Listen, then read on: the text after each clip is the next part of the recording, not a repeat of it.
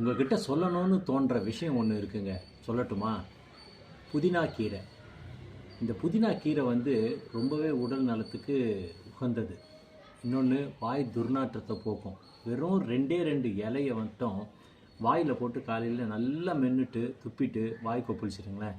அன்றைக்கெல்லாம் வாய் எவ்வளோ புத்துணர்ச்சியோடு இருக்கும் தெரியுமா? ரொம்ப நல்ல புதினா கீரையை பற்றி ஒரு விஷயத்த சொல்கிறேன், கேளுங்க. இங்கே பாருங்கள்.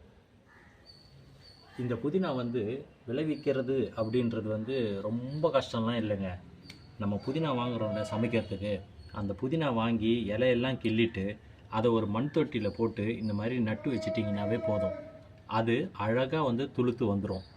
அந்த துளுத்து வந்த பிறகு அதை அறுவடை பண்ணுறவங்க பார்த்தீங்களா, அதை வந்து இந்த மணத்தக்காளி கீரை நான் காமிச்சேன் பாருங்கள், கத்திரி வச்சு கட் பண்ணி எடுத்தேன்னு, அந்த மாதிரி வெட்டக்கூடாது.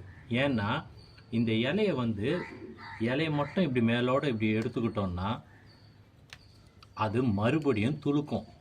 நம்ம அதை வெட்டி எடுத்துட்டோன்னு வச்சுக்கோங்களேன், அது என்ன ஆகும்னா இலை வந்து வர்றதுக்கு ரொம்ப லேட் ஆகும்.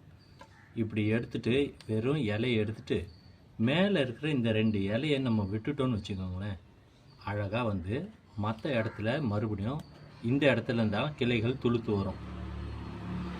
இந்த மாதிரி நம்ம எடுத்துக்கிட்டோம்னா நமக்கு சமையலுக்கும் யூஸ் ஆகும், விலை கொடுத்து வாங்குகிற அவசியமும் இருக்காது. எவ்வளோ செழிப்பாக வளர்ந்துருக்கு பார்த்தீங்களா? இந்த பாருங்கள், இந்த மாதிரி தனியாக ஒரு கிளை வந்து துளுத்து வரும். இதை இலையை மட்டும் நம்ம எடுத்துக்கிறோம் இப்போது. சரியா? இன்னொரு விஷயமும் இருக்குது. இந்த புதினா வந்து மூலம், அதாவது பைல்ஸ் இருக்கிறவங்க வந்து அதிகமாக எடுத்துக்கக்கூடாது.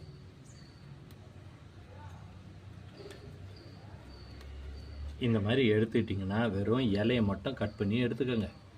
எவ்வளோ ஃப்ரெஷ்ஷாக இருக்குது பாருங்கள். அதனுடைய வாசனையே கமன்னு இருக்கும்.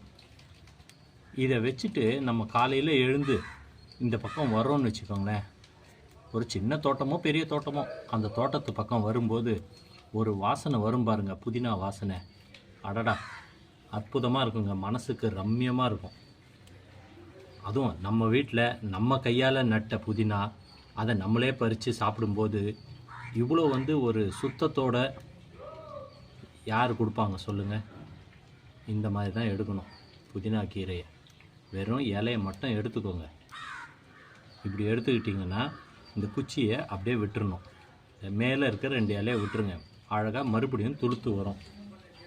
எவ்வளோ ஃப்ரெஷ்ஷாக இருக்குது பாருங்கள் கீரை.